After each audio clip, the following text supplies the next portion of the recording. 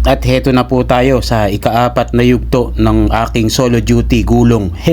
At heto nga't pagkaluto ko ng mga shrimp at saka yung breaded salmon, iroroll na natin yung mga order po sa akin.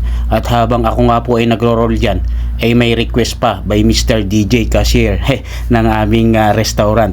Maraming mga request yan. Ang gusto nilang mangyari without crab at saka yung kanilang Japanese noodles ay little bit spicy. Ay wah, mashallah. May mga request pa ho yan, yung mga uramaki nila. Kaya naman neto't babanatan na natin ng sabay-sabay. Solo nga di wow.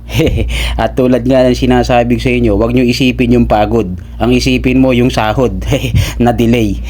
Di wow, galit pa yung amo namin yan pagka mabababenta. Di wow, mapapawaw ka na lang talaga rito sa aming restaurant. Heto't babanatan ko na nga yung mga uramaki nila bossing na 32 pieces and then with request. At una ko nga binanatan dyan, Yumi Special, at sinunod ko yung Katsu Salmon Roll, at sinunod ko na itong Dynamite Shrimp, Katana Roll, at Yumi Special. At habang ako po yung nagro-roll dyan, nagluluto po ako ng noodles dyan.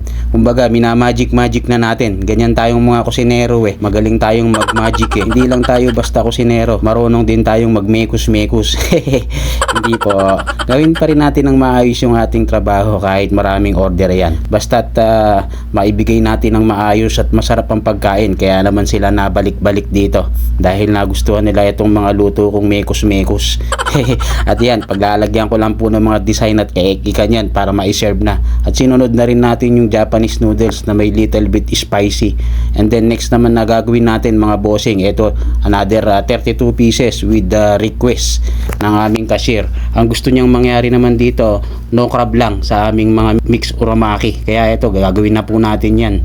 At may additional pa po yan na tig 4 pieces na dynamite shrimp at tempura maki. At normal order lang po yun na walang crab. Kaya naman ito, i-roll na natin yan. At ito, una ko ngang ginawa dyan, pinlat muna natin lahat ng mga sushi rice para sabay-sabay ko nang i-roll yan. At saka ito, habang ako po ay nagluluto dyan ng mga noodles sa kabila. At una ko ngang ni-roll dyan ang tempura maki.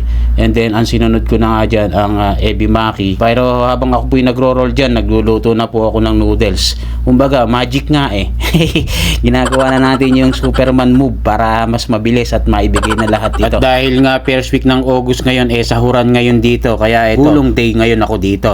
Kaya naman ito, gagawin na natin lahat yan para maibigay na po sa aming cashier. At buti na lang tong aming local na Saudian na cashier ay masipag at tinutulungan niya ako. Basta may sinabi ko, ginagawa niya agad. Kahit hindi kami masyadong nagkakaintindihan dahil nga pure Arabic yun. Ako naman, mapimalum Arabic, sway bas lang. Siya naman, hindi sanay mag-English. Kaya yun, nagkakaintindihan na lang kami sa senyasan. Basta yun na yun. Naintindihan ko naman siya kahit paano. At special shoutout ko lang pala itong si Jumel Gumiran from Quiapo, Manila. Boss Bensoy Manatad from Philippines. At syempre, dahil sabay-sabay ko nang ginawa ito lahat, kaya naman ibibigay na po namin to sa aming cashier para siya na po ang mag-out na to.